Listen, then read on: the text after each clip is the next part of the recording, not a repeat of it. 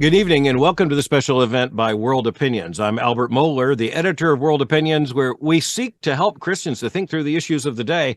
And sometimes that means talking about some things that get rather complicated. And I am joined tonight by two very special people. And that includes Andrew Walker, who is professor of Christian ethics at the Southern Baptist Theological Seminary and managing editor of World Opinions, and Dr. Carl Trueman, well-known evangelical thinker, author, public intellectual, professor of biblical and Christian studies at Grove City College in Pennsylvania. So, Carl, Andrew, welcome to this conversation. Great to be here. Thanks. Good to be with you. Let me just set the stage, and then we're going to get in the thick of it. So we're talking about critical theory and how Christians should think about critical theory and understand the challenge of critical theory. But that requires a little bit of introduction, and I am going to give just a little bit to get us in. If you go back to the Enlightenment and a figure like Immanuel Kant, critique was brought into the Western tradition of thought in such a way that Kant actually believed that the human rationality was capable of using critique to arrive at truth. And so there was this Enlightenment dream of the process of intellectual critique leading to a rationally determined truth. Now, the 19th century was filled with all kinds of optimism after the Enlightenment that could be possible. Didn't end so well, even in the 19th century. And yet, in the middle of the 19th century, along came Karl Marx to argue that Immanuel Kant's idea of rational critique wasn't enough. So Marx, joined by Friedrich Engels in the Communist Manifesto, called for what he referred to as the rigorous critique of all that exists. So Marx wanted to take Enlightenment criticism further, and even in critiquing all the structures of society, what he saw was the oppression, famously, of the worker by the bourgeoisie. It was not enough for Karl Marx that critique bring about economic reform. He was absolutely convinced that his form of critique, this ruthless critique of all that exists, and he meant that just as radically as it sounds, that it would lead to an uprising of workers and eventually a communist revolution and the arrival of the new communist man. By the end of the 19th century and the early 20th century, it was clear that wasn't going to happen. And so what's really interesting is that the energies of Marxism were increasingly directed towards what we would now call critical theory. And especially with 1929 and the establishment of what we would now call a think tank at Frankfurt, Germany, in the Goethe University there, you had the development of what has become now known as the Frankfurt School. And the Frankfurt School basically introduced a new thing, which they call critical theory, which would channel Marx's ruthless criticism of all that exists, not expecting that on the other side of this kind of critique would be necessarily a worker revolution, but rather a transformation of culture. Now, just a quick biographical word. When I was 18 and a first-year college student, I came face-to-face with a professor who was a critical theorist. And I want to admit to you that I did not think it could possibly work. I did not think it could possibly become a plausible argument in popular culture. And you know what? I was right until I was wrong. Because all of a sudden, critical theory is now in the headlines. It is very much in the intellectual discussion of our age.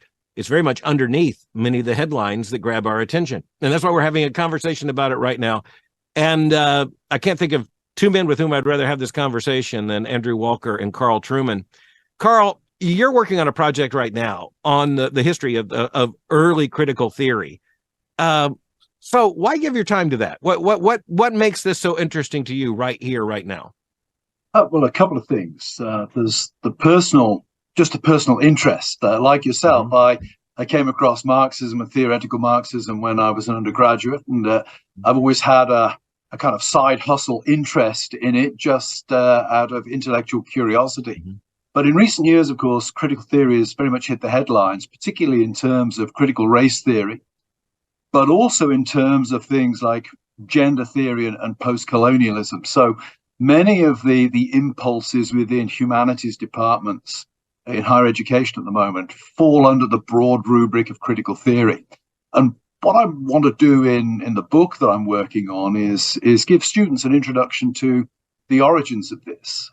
I think that we tend often to focus on the present. We just read the books that have been published in the last few years, but critical theory really has a very interesting genealogy. And I think if you trace that genealogy back and you look at the work of the early critical theorists, you realize that what's being done is something that is dramatic and all-encompassing. I think one of the attractions, if you like, of critical theory to many in the present, including Christians, is it uses rhetoric that resonates with people. It uses the rhetoric of justice. It uses the rhetoric of the overthrowing of oppression. Emancipation. Yes, emancipation. It makes the victims into the heroes of the story. So there's a lot that attracts people from the contemporary cultural moment. What people don't realize, of course, is that critical theory is not, certainly in the eyes of those who are formulating it in the 20s and 30s, it's not a tool that can be used as part of a broader toolkit for getting at reality and adjusting the system or adjusting society. Its ambition is the overthrow of the system. Max Horkheimer, in a very important essay, Traditional and Critical Theory, written in the late 1930s, makes it very clear that he says, critical theory is not about critiquing and reforming parts of the system. It's about overthrowing the system, and it's about changing the very terms of debate. He says, we're not refining the meaning of social concepts here. We want to overthrow the social concepts that are used as the foundation of society in order to bring about something new, something remarkable, something presumably utopian. Yeah. And I think it's important that Christians realize that, because that will help us handle the seductive aesthetics and seductive rhetoric that comes out of contemporary iterations of critical theory. Yeah, that's very, very helpful, and I'm looking forward to seeing your good work on this, as in your recent book, "The Rise and Fall of the Modern Self." What you're about is really helping Christians in this age to understand, where these ideas come from, and of course where they're going. Andrew Walker, here you are. You're a professor of Christian ethics. You are deeply involved in all the cultural controversies of the age and helping young Christians and theology students and readers of world opinions to help figure this out.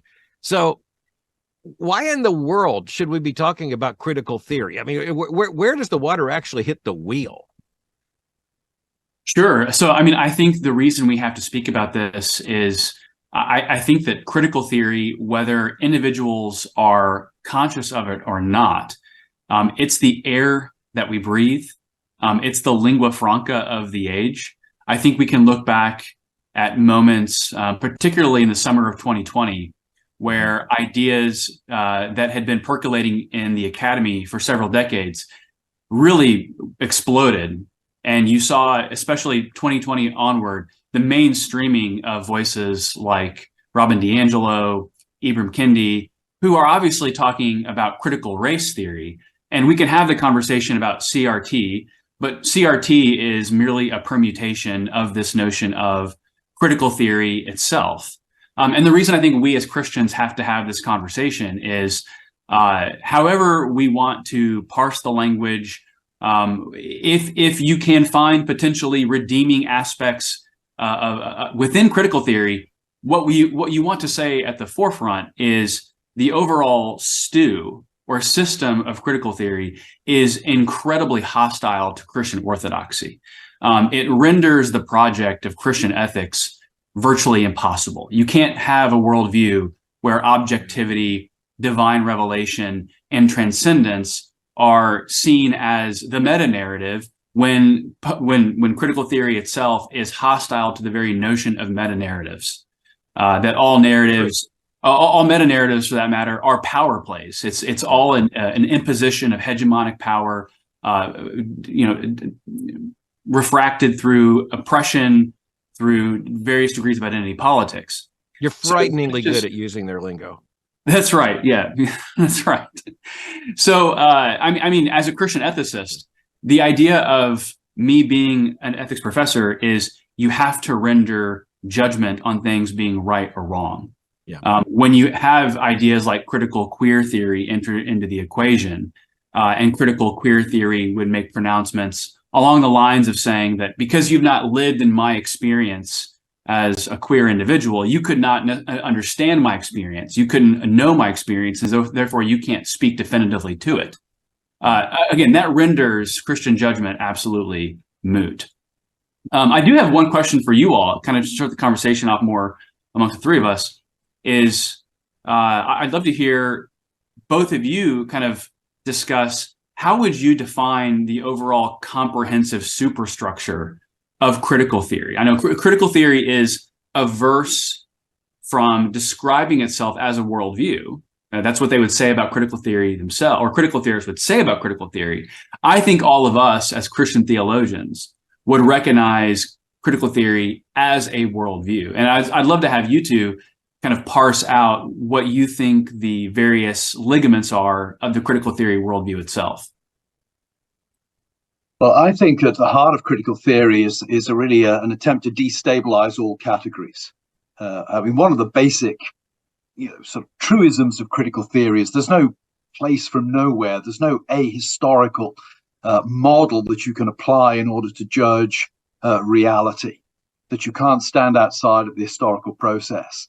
And the way that's applied in critical theory is that it's used as a way of destabilizing all categories. Again, going back to that essay of Horkheimer is very clear there that he's not talking about traditional theory. Traditional theory attempts to establish truth in the traditional sense of the word, by which reality can then be judged. It provides a lens through which all reality can be seen. And Horkheimer says, no, we're not in the game of truth, we're in the game of critique. And I think what he means by critique is we're in the game of challenging and destabilizing any category that might claim some sort of reified or transcendent status. So if you want to probe back and say, well, what worldview underlies that? I think that the two things one would say. One, it's a utopian view. They're trying to destabilize because if they think if they can bring everything down, utopia will emerge from it. The problem, as Leszek Kolakowski points out in his essay on Marcuse, is you can't, if you can't define utopia, you can't aim towards it. Yeah. It's a kind of desperate hope that utopia will emerge. And the second thing, that you're really assuming, I think, that truth is something to be realized in the future. Truth is not something to which the present can be held to account. Truth is something that emerges through the historical process at some point in the future. So one might say it's a very anti-traditional metaphysical kind of system. Yeah, Andrew, it's a great question. I think one of the interesting things, and I'll be fascinated with how Carl deals with this in his book, but one of the fascinating things about the early Frankfurt School is that it wasn't as political as the later critical theorists, partly because it was exhausted after the titanic conflicts of the 19th century, and in particular World War I. And the timing is just very crucial. I mean, you're really looking at the aftermath of World War I in Europe, particularly in Germany. And so you had this entire class of thinkers, and so they began to think that human liberation, if it's going to come, is actually not going to come by just mere Enlightenment reason. It's not going to be a bunch of philosophers in a coffee shop. It's also not going to be workers in the streets, as Marx and Engels have believed.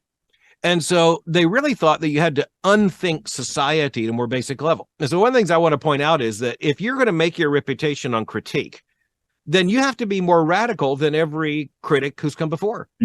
And so critical theory really is based upon the premise that Marx didn't go nearly far enough. And that even though Marx called, as I said, for that ruthless critique of all that exists, he actually didn't get that far. And so, Horkheimer, Adorno, Marcuse, I mean, Marcuse is dealing with stuff. Marx has very little to say about sex.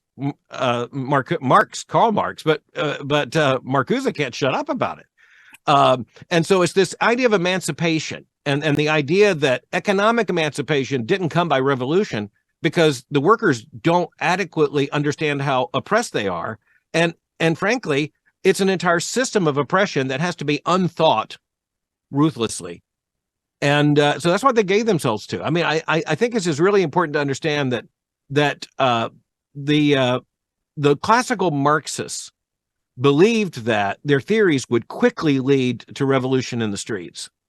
The critical theorists believed that it was going to be a much longer and more arduous process.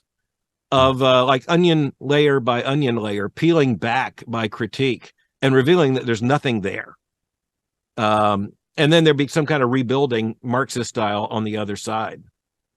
Yeah, I think when you look at Marxism in the late 19th, coming into the early 20th century, there's this tremendous confidence that capitalism will grind on and will generate a workers' revolution. Right. It doesn't happen. It happens in Russia, where, of course, you don't have a highly developed industrial working class. Right. So it shouldn't happen in Russia, but it does. It should happen in Germany, where you have a most highly developed industrial working class. But guess what? The working class are divided. Many of them are marching off in support of nationalist parties. And I think a thing that's often not noted about the early Frankfurt School, of course, is that many of the early theorists were Jewish. Right. And so the rise of Hitler and the failure of the working class to move left and yet to support these very, what they would see as right-wing reactionary anti-Semitic parties, that's a real problem in Marxist theory. And that's when, as Al has pointed to just there, that's when Marxist theory takes this kind of cultural or consciousness kind of turn. And that's where a figure like Sigmund Freud gets appropriated for the picture, because the interest is less in the blunt economic realities and more in the ways in which consciousness is formed, the way systems and cultural patterns shape the consciousness of the working class. And that connects, of course, to critical, you move forward to critical race theory. What are critical race theorists interested in? They're interested in the way that the systems and the culture shape the way we think about race in ways that we're not even aware of. Right.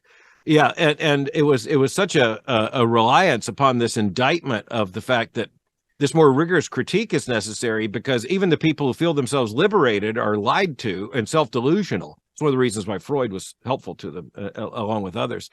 And, Marcuse would come along and say, you really can't talk about liberation until you proved it by means of a complete regime of sexual liberation. And of course, no one actually knows what he meant by that. Only it meant a complete overthrow of the Christian moral tradition. I think just before we leave this early part, there's a point I want to make, which is, people latch on to ideas when they believe that other ideas have failed. And, this is a key issue, I think, of Christian apologetics. We understand that when horrible ideas fall, they're often replaced by even more horrible ideas. And, as one person said at the time, what Marx truly believed is that in short order, workers would be in the streets bringing about a comprehensive revolution. Instead, they were in the streets driving Fords. And so they really saw this as a failure. And, Horkheimer and Adorno in particular pointed to the fact that, and I think of Horkheimer particularly here, Max Horkheimer, the founder of the school, actually, the Frankfurt School, and arguing that, the problem is that now we have to unthink the Ford. So we have to critique everything. Andrew, this is a blunt question. When you're in the classroom with students, do you confront students who think they're confronting critical theory every day? That's a good question. I think that the students that I'm around understand that even in the last 3 years, something has dramatically changed as far as the lingua franca of society. And I can say that in full awareness that it seems in many ways that 2023 versus 2020 versus 2016 seem like not just different years, but different epochs of the cultural landscape. And so I do think that when I'm talking with students in the class, I don't know if they're necessarily bringing to the forefront critical theory proper, because again, I think the real perniciousness of critical theory today is that the people who are proponents of it, at least at the popular level, aren't really even aware that they're proponents of it. That's the real insidiousness of this particular ideology, is that it's for one, unfalsifiable, but then two, also ubiquitous, because it's the primary mode of moral analysis in our society. Where I see it happening most frequently with students as they're talking to me about this issue is particularly around things like pronouns. That may sound insignificant to bring the pronoun issue into this, but the pronoun issue springs from questions of identity, springs from questions of expressive individualism, which Carl has written one of the most historical books on record on that subject. And so the idea that we can approach society from a vantage point of almost self-declared infallibility, and however I see myself, however I interpret myself, almost creates this force field of invincibility. It leaves a lot of students feeling as though they've been caught flat-footed of how do you actually speak to someone whose whole worldview seems to be immune from the idea of critique. I play a video in my class sometimes of there's an incredible video of Ibram Kendi sitting in a church in New York City with the Great Commission in concrete written behind him in the wall.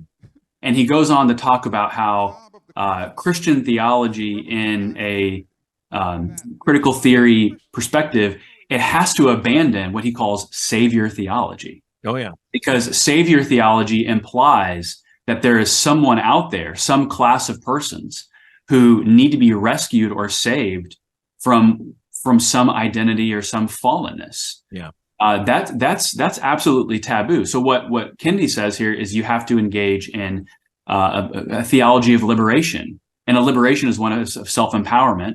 And again, this issue of if the self is supreme and the assertion of the primacy of the self is all that matters, how do you argue with someone who is unable to even entertain the idea that they could be wrong? Yeah. To take this into the headlines today and common parlance, all the controversies of the day, I think we need to make very clear that the initial game is all tied to this. So just to involve all of us in this conversation in a way that makes sense, CRT is just race put between critical theory. And whether it's critical gender theory, critical, sexual theory, or, I think in many ways that the most effective, the kind of leading edge of this, the battlefront that worked most effectively was what is called critical legal studies. And so having been involved in so many conversations about the law for so long, I think most people are unaware that critical legal theory or critical legal studies, and Carl, I'm going to turn to you on this, it really emerged hugely in the 1970s and was basically asleep in law schools until all of a sudden, it leapt onto the public's attention. But of course, you have the video of a federal judge at Stanford Law School just in recent days, shut down from being able to speak, and a DEI, diversity, equity, and inclusion dean, basically justifying the shutting down of discourse in a law school. And I just want to say, people say, how does that happen? And I want to say, well, it's because of what's been taught at law schools in the United States for the last 40, if not 50 years. Yeah. And I think you're absolutely right there, Al. I mean, if you are planning to transform culture, then the first thing you're going to want to transform are the means by which power is most obviously deployed in culture. And that's typically the law and legal institutions. And that's actually, that's a correct identification. The law and legal institutions are very, very powerful in shaping how people think and how they live. So you're going to want to transform those. So it's, what we're living with today really is the fruit of several generations, I think, of targeting law schools and transforming legal theory. And again, going back to that general point I made earlier, if critical theory is all about destabilizing categories, if that's the way you transform society, then destabilizing legal categories, right, messing with legal categories, that has to be absolutely key. And of course, again, there's that sort of popular rhetorical appeal to this. I mean, one of the things that Derek Bell does in his, one of the early critical race legal theorists, what he does is he points to the fact that landmark decisions such as Brown v. Board of Education, early 1950s, desegregating education, which are often held up as landmark moments in the civil rights movement, which I think most fair-minded people would say, yes, that's a good decision. One of the things he does, of course, is he points out that the motivations for that decision were not necessarily all pure. There were some pragmatic, some darker motivations for that. And that, of course, can confuse people who've been led to believe that it's just an unmitigated good thing. This is where I think actually Christians can have an advantage because, as a Calvinist, I don't believe anybody ever acts out of pure motives on anything. Right. So it doesn't particularly disturb me to discover that Brown v. Board of Education may not have actually have risen from the purest of human motives, but it doesn't mean it wasn't a good thing to do. Right. And it didn't actually change society for the better. So, yeah, law schools, obvious target. And that's where I think, the students we saw rioting the other week relative to Kyle Duncan, these are going to be your lawyers 5, 10 years down the line. Will they take your case? Yeah. If, it used to be the old taxi rank system, certainly in Britain. If a brief lands on your desk, you have to take it and you have to defend that person, regardless of your opinions of them. Well, it looks to me as if we're getting a generation of law students coming through who could well be rather picky about who gets their chance at justice. Right. Even worse, many of these students could end up sitting on the bench. They could be very significant judges, setting legal precedents. I think we're only just beginning to see. Today's student rioter could be tomorrow's Supreme Court justice. That's a really problematic and worrying scenario that's developing. I think we need to make the connection in which, for example, in the law schools, you had critical legal theory. You mentioned Derek Bell, really the progenitor of that. But then we shift to a Kimberly Crenshaw, who really does fuse critical legal studies with what would become critical race theory. And, I want to test a theory with you. We're going to talk about that, but I want to test a theory with you, Carl, and that is this. There is no end. By definition, there's no end to this. So real soon, we have to have the critique of critical race theory from the left. Yeah, I think a couple of things there. One, I am absolutely convinced that queer theory is the end term of this. Queer theory is really in the game of destroying all categories. So I think all of this will tend towards queer theory in the end. The Christian who holds to critical race theory, man, you've got a tiger by the tail. Right. You are buying into a theory that will turn on you and will dismantle you at some point. And it doesn't matter how anti-racist you are. If you believe that men and men are women, or you believe that homosexuality is wrong, critical theory is coming for you. So the first thing to comment on, I think queer theory is the real game here. Critical race theory is almost a sideshow in some ways. I think queer theory is where the future of all this lies. Secondly, I do think there are opportunities for Christians here, actually, because I wrote a thing at First Things last week where I used some postmodern ideas against the very people who'd been rioting and protesting Kyle Duncan at Stanford Law School. The thing about critical theory is it's a debunking of power. Well, once the left has power, guess what? Guys like me are going to be grabbing hold of a little bit of critical theory and throwing it back at the left. I think we can use it to debunk the left as well. Right. So I'd like to turn almost to a sense of biography in this discussion, because I'm always interested when you have intellectuals creating the ideas. These intellectuals aren't just the ideas themselves, they're persons.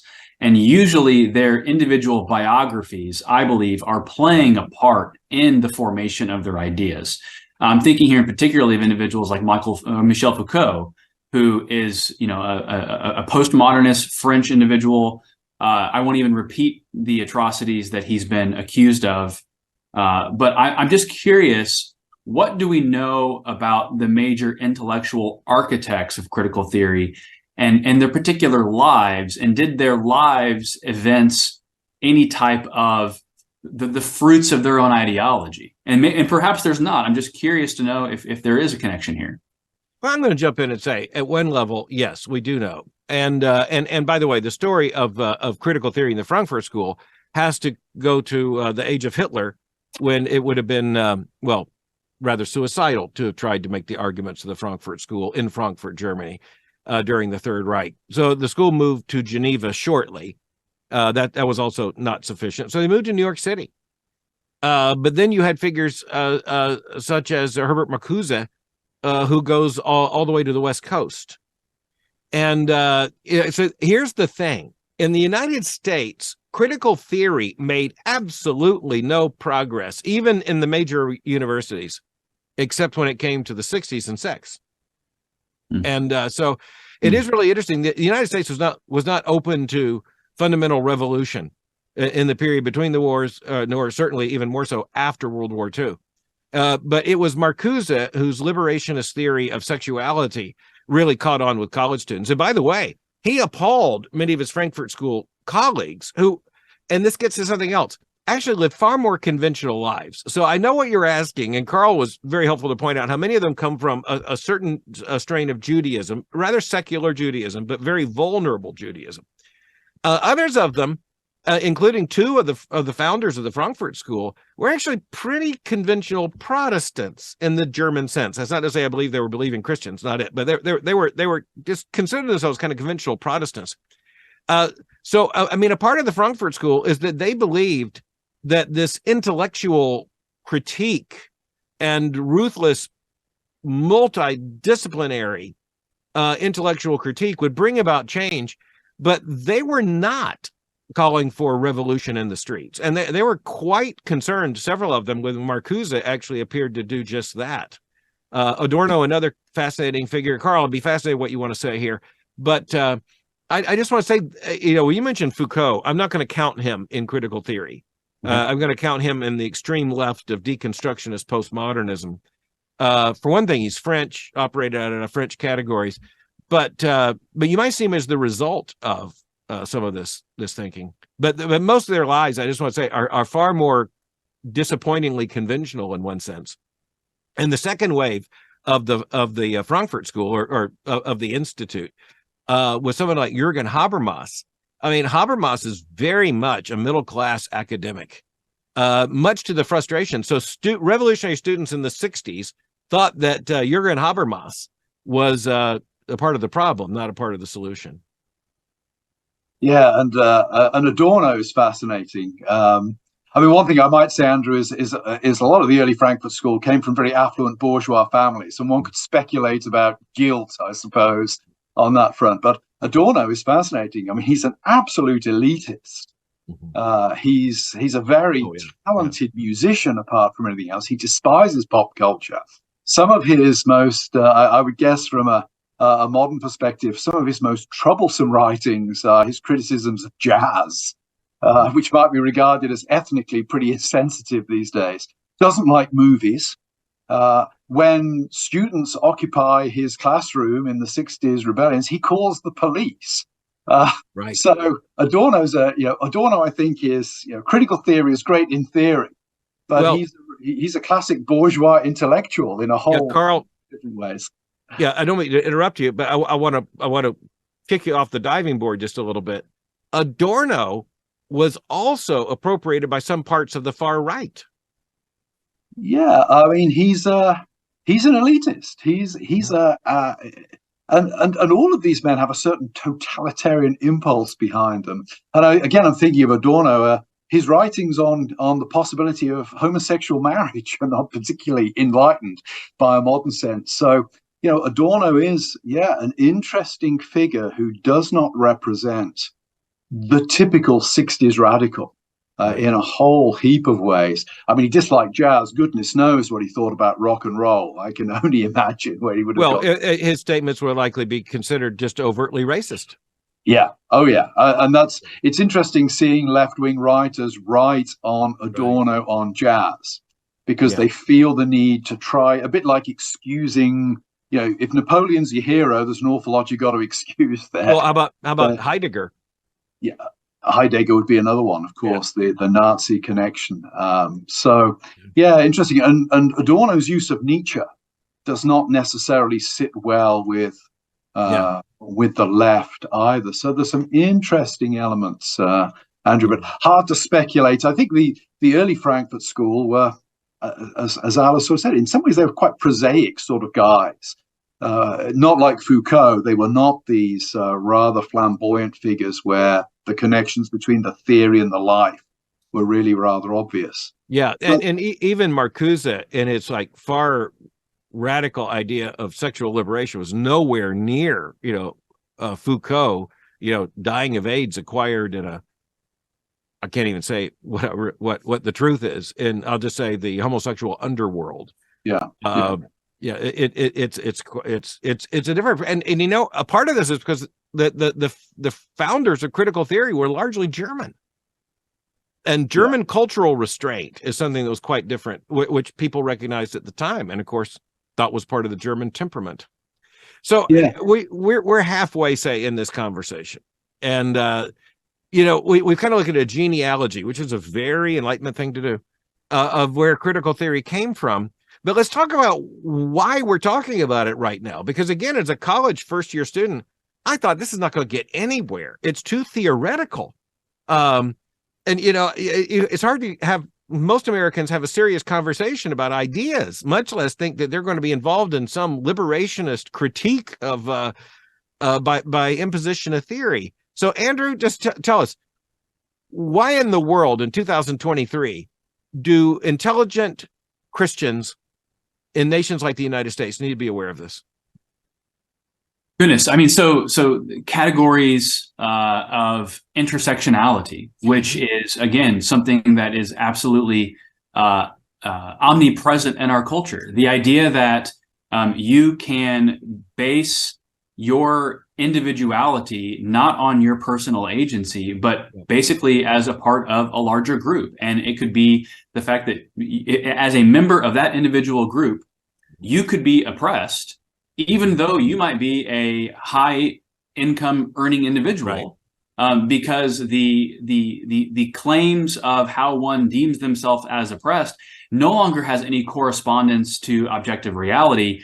It's more determined by the fact that you are part of this oppressed class that's mediated through kind of your standpoint epistemology, that the individual is caught up within the group, within identity politics, which within grievance as a primary kind of mode of discourse. And so now with something like intersectionality, it's if you define it, Andrew, define it. Yeah, so intersectionality would define degrees of oppression by interlocking classes of membership. So give an example. Yeah. So if you are a white male in this particular worldview, you can't go to Wellesley. You can't go to Wellesley. You're not oppressed. But then if you are an African-American male, you are one rung up on the oppression ladder. And then if you are an African-American female, you're one rung up above the African-American and lesbian. And then whatever next distinguishing characteristic. Now, with intersectionality, I think what really becomes important in this discussion is you get exempt from any type of moral evaluation being placed upon you, so that your membership in a particular group identity gives you almost like special Gnostic get out of jail free card from having to have any culpability whatsoever as far as your actions. So if you why this matters at a very, very local granular level, to go back to the example I said earlier, is if you ever hear someone saying, well, you don't know what it's like to walk in my shoes as a member of this particular class, that is critical theory par excellence, whether the person who is saying that phrase is aware themselves that it is critical theory par excellence, because they are utilizing both a special form of knowledge based in their particular class identity. That class identity gives them, again, that get out of jail free card, that they are no longer having to play by the rules of the so-called hegemonic power that is keeping them oppressed. Yeah, and I think a part of why we're having this conversation is because we want Christian parents to be able to understand when they hear this kind of discourse from their kids. And we want those young people to understand when they hear this from a teacher.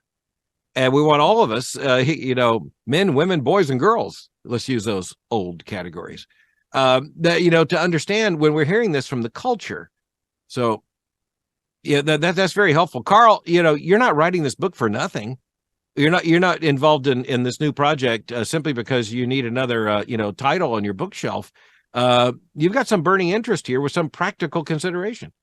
Yeah, well, I'm writing the critical theory book for Broadman and Holman, of course, which is the Southern Baptist Press. And Broadman and Holman approached me because essentially saying we want a book that we can give either to upper level undergraduates or to seminarians that will give them some handle, some way of orienting themselves in terms of what's going on. So that was what attracted me to taking the project on, because it's not just parents, it's also pastors who are going to have to address this stuff. And again, go back to comment I made earlier, so many of the things that critical theory touches on are important things, and they do pull on the heartstrings. Pastors need to have an opinion about racism. They need to have an opinion about the evils that exist in society. The question is, what framework do they use for understanding those evils, and how do they address them? The con trick of critical theory in many ways is that it gets to define the terms and it gets to provide the solution. And if you don't agree with their definitions and you don't agree with their solutions, then you are that which you claim to repudiate. You're a racist, you're a sexist, you're whatever. So what I want to try to do in this book is just give some broad, not particularly academic, but some broad, comprehensible background that will allow hard-pressed pastors, students, etc., to have some orientation to what is going on. I just add to what Andrew was saying just now. I think another reason why things like intersectionality appeal, and indeed critical theory, is that we live in a society where victimhood conveys status. Right. What is intersectionality? In one way, it's a very sophisticated way of establishing what victimhood provides, what status within society. And again, I think that's one of the reasons why it appeals to a lot of Christians, because we don't exist in isolation from the culture. Right. We too participate in a culture that prioritizes victimhood. Mm-hmm. And therefore, any system that appears to address that is likely to feel attractive and virtuous to us. Aren't we surprised at how the logic has been flipped, though? Because intersectionality is not a stupid idea. As a matter of fact, I think it's much more accessible than most of critical theory in any form. I think intersectionality makes sense to people because I think we do understand that society works on the basis of a default. And the further you get from that default, the further you get from the center of political tension. The fact is, however, they've not flipped the switch. And so, intersectionality as at least an insight about how marginalization happens, it now happens that if you are a white male Christian conservative, then by definition, you are an oppressor. And so your voice, it's not just that other voices should be privileged now and heard, it's that your voice now needs to be silenced. Otherwise, there will be harm. Yeah, it's a way of delegitimizing people. And, one could be provocative and say, if you're a white male homosexual, you're only one step up from a white male heterosexual. That is being said. That's being said to people like Andrew Sullivan. I was going to say, Andrew's a good example of somebody he's now transphobe because he's not sexually attractive to women pretending to be men. That's where this kind of stuff leads, and it's highly problematic. And I have a feeling that very few people believe this garbage. Right. But they're frightened or they don't know how to resist or oppose it. I'm convinced that's true of the T as in LGBTQ too. I just tell you, I just don't believe most of the people out there talking about it believe what they're saying. Well, I'm pretty sure President Biden has read deeply in gender theory. I think he knows what he's talking about. I mean, that's the ridiculous thing with these politicians. It's almost they don't have time to read this stuff. It's almost sinful for you to have said that, Carl. So I want to recapture the conversation here. Carl, you just mentioned that there seems to be almost like a growing fatigue and exhaustion around this subject. There's obviously, I think we're seeing the bitter fruits of illiberalism absolutely bear out with the critical theory discussion. And what we're noticing, and particularly, I would say over the last year in particular, we have seen the rise of what I would call kind of just an anti-woke sentiment. Now, these are not conservatives. I wouldn't even say that some of these individuals are on the right at all whatsoever. I'm thinking here in particular of individuals like Bill Maher. Bill Maher is a noted atheist. He's a man of the left, and proudly so. But I've been watching Bill Maher for a long time, and he is incrementally every single season lurching more in the direction of critiquing the left and Bill Maher has never used the term critical theory. He's using kind of the more catch-all term of woke, which is a whole separate conversation to have about how to define that. My question for you and Dr. Mohler is, how do we make sense of this almost growing coalition of voices on the secular right, the secular left, that seem to be understanding that we are reaching a breaking point as a culture at really how silly some of the ideas are being birthed from critical theory? Interesting question, Andrew. I mean, I think one of the things that we have to realize is going on is that the traditional right-left division is being reshaped as we speak, because the questions that we're dealing now are not the old questions of economics, state role in planning of economy versus free market. I think the questions we're addressing now in the political sphere are anthropological questions. Mm-hmm. And where you stand on the economic question does not necessarily determine where you would stand on the anthropological question. So I am very encouraged, actually, by some of the alliances that are developing at the moment. I'm somewhat pragmatic in my politics. I'm not a utopian. Politics is the art of the possible. And I'm encouraged by some of the alliances that are developing. But I think they're developing because we have to start thinking that anthropology is the big issue here, rather than the traditional economic kind of arguments that really dominated, I suppose, politics in the 70s and somewhat through the 80s. It's not the era of Reagan and Thatcher anymore. The politics today is addressing very, very different issues. Yeah, I think that's absolutely right, Carl. I think the other thing we have to keep in mind is that there's always a battle for ideas in the public square. It's not a new thing. There's always a competition of ideologies in the fallen world. That's not a new thing.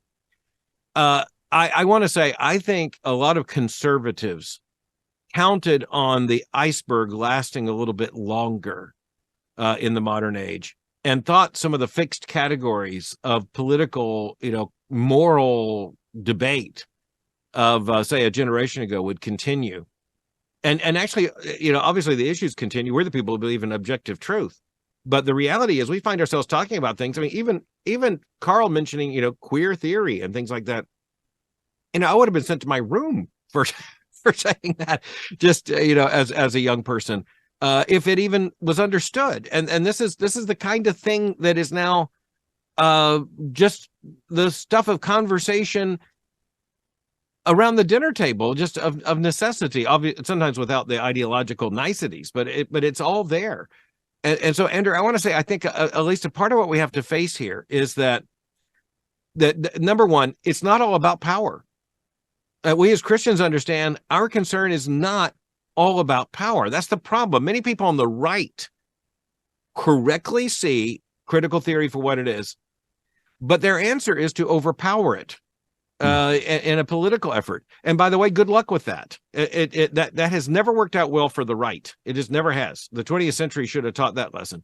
That doesn't mean that we're not concerned with politics and with legislation and policy. It does mean we as Christians understand we've got a much deeper challenge than anything that the political right can handle. Now, I'm proudly conservative and proudly involved and actively involved in trying to further conservative causes and conservative truth. But I think we understand as Christians that we can't just have a reverse critical theory. We can't just say no, rather than destroy all of the current system. We need to defend all the current system. That just doesn't work. We need to defend truth and gospel, Christ. And morality. We need to defend boy and girl and man and woman. We need to defend marriage. So just a reverse form of critical theory won't get us there. It just joins the same pernicious game. You know, as we think about Christians uniquely, strategically responding to this, let's speak as theologians here. Let's speak pastorally to Christians. So, what is the Christian response to the indictment by the critical theorist that the world is broken? Carl? Well, I think on one level we have to agree. I mean, the world is fallen.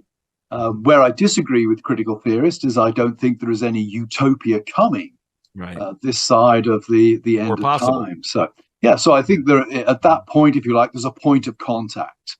And certainly, again, as we've hinted at in this discussion, there are points that critical theorists make about oppression that are legitimate.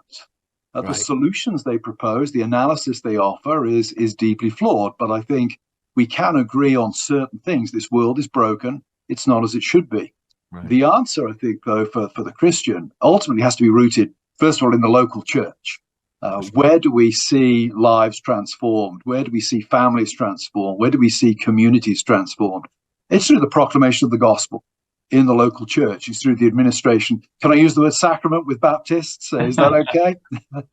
Ordinances, sacraments. It's through the practice of the sacraments, of the ordinances. It's through the ordinary Christian life. It's through the power of the Holy Spirit working in and through the church that we're going to see lives transformed. And I think that requires a certain shift in the imagination, particularly for American Christians. The idea that American Christians own the nation, I think, was very deep-seated for a long time. It's clearly not true now, even if it possibly was in the past. And I'm not sure it necessarily was way back when. We need to rethink ourselves to look local, I think. We need to steward the local in terms of the Christian gospel more effectively than we have. We need to teach our children the whole counsel of God. I cannot predict. I mean, Al, you're a granddad. I'm a granddad now. I cannot predict what ethical challenges our grandchildren will face 5, 10, 15, 20 years from now. But I can make sure that they're catechized with the whole counsel of God so that whatever comes up, they have the tools and the resources to be able to think in a Christian and a biblical way about these things. So it sounds very trite to say it, but ordinary local church Christian discipleship, that has to be central to the Christian response. So, Andrew, why do you teach young people right now? I mean, why aren't you trying to mobilize them for some kind of political action in response to critical theory? Why are you a professor of Christian ethics, for crying out loud? Certainly, because I think that Scripture provides a better account of the human experience than what critical theory can attempt to do on its own. And I echo what Carl said. There are some points of commonality or common notions that the Christian and the critical theorist could identify, namely being the idea that there is a sense of brokenness, a sense of things are not as they ought to be. Now, the problem here is the storyline in critical theory defines this in strictly political material terms, whereas in a Christian worldview, we go beyond just the material. We bring this into the eschatological and into the heavenly. And so in one sense, the ongoing frustration and conflict and grievance baked into the critical theory worldview, the Christian can come along and say, we can actually give an account for why you feel that sense of angst. But we actually would say to you that short of Christ, short of the eschaton, that angst is always going to be baked into the nature of societies, because societies are by nature fallen. You've got to have a healthy dose of Augustinianism in you to make sense of this world is not as it ought to be, but how it is not, or how it is right now, is a part of what you're going to expect it to be. It is broken. It is fallen. At the same time, though, as Carl said, and this is not to be trite or to simplify this, we have a better answer in the sense that the answer is not escape from just earthly oppression, and escape from earthly oppression is obviously important. But we believe that there is another horizon that actually fills out and gives a more complete picture of this horizon if you're just staying in kind of a penultimate or earthly domain. Carl, when can we expect to see this book? Well, they've given me a deadline of August the 1st, so I think their plan is to launch it at the Evangelical Theological Society's meeting in 2024. But you'll probably see it earlier, because I'm almost certainly going to come to you two gentlemen with a view to getting a jacket commendation. Well, you'll be sure to get it. And Carl, look, we really appreciate your generosity of time tonight. I want folks at World Opinions and part of the World family to understand Carl's got a fantastic column out tomorrow morning on the Wellesley controvery. I made a slight reference to it.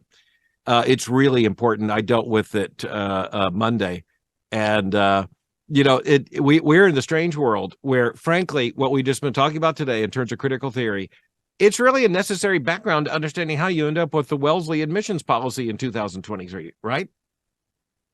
I think so. As I say, I think the tendencies of all of this is towards queer theory. It's the demolition of all categories. I keep having that phrase of Nietzsche echo in my mind. I think it's in the Antichrist, where he says, "We will not be rid of God until we are rid of grammar." Yeah. Essentially saying that we won't get rid of external authority until everything is destabilized. That's right. That, I think, is what we're seeing the fruits of in our society at the moment. And by the way, that's one of the things that gives me hope. It makes maybe a very strange comment after what you just said. But what gives me hope is that mothers still love their children. And there are resiliencies to moral goods. And there's an insanity to the entire world of queer theory, but in particular to the non-binary T and transgender. That, common grace, creation order, it does have a way of shining through. And Christians are the odd people who are actually able to thank God for demonstrations of reason and order and truth and beauty in a world that's at war with all those things, but is still oddly drawn to them. That's a good apologetic, wouldn't you say, Andrew? Certainly. I love what you just said, the resilience of the moral goods. Mm-hmm. In a critical theory mindset, I mean, you've built a system on postmodern hermeneutics where everything is deconstructed. There is no sense of assurance. There is no sense of grand reclamation that we have in the Christian gospel. And so we should not ever shortchange ourselves on how the simple ingredients of creation, fall, redemption, restoration actually make better sense of the universe than anything that could come out of 1930s Germany. And none of that can explain, none of it, why a father looking in the crib at his baby, looking at that baby sleeping peacefully, has affection and unspeakable feeling for that baby and protective instincts for that baby that nothing in theory, critical or otherwise, can explain. And that's one of the great benefits of and blessings of Christianity is we do not respond to critical theory with a different theory. Humbly, we respond to all theories with biblical truth. Our scripture does not begin with a ruthless critique of all that exists. It begins with, in the beginning, God created the heavens and the earth. And our gospel does not come down to a refinement of critique, but rather the affirmation that God so loved the world that he gave his only son, that whosoever believes in him might not perish, but have everlasting life. We want to thank Carl Trueman for joining with us tonight. It's been wonderful, Carl. We hope to have you back soon. Been a pleasure. Thanks for having me on. Andrew, as always, thanks for your good work, and let's continue to think these things through together, huh? Good to be with you as well. And thanks to all those who are listening, and to the entire World family, and to all of those who work with us at World Opinions. We're trying to make a difference in this age, in this time, in the church, and in the world by bringing top quality opinion and analysis to the issues of the day. So I'm thankful that Carl Trueman is also involved with us as a contributor in this great effort. And Andrew Walker, managing editor, I say thank you again. And to all of you who participated in this event and will find it helpful, Let us know what else you would find helpful, because we intend to have more of these conversations in the future. As always, thank you for your interest, and may God bless you all. Thanks for participating in this panel and in this conversation with World Opinions tonight.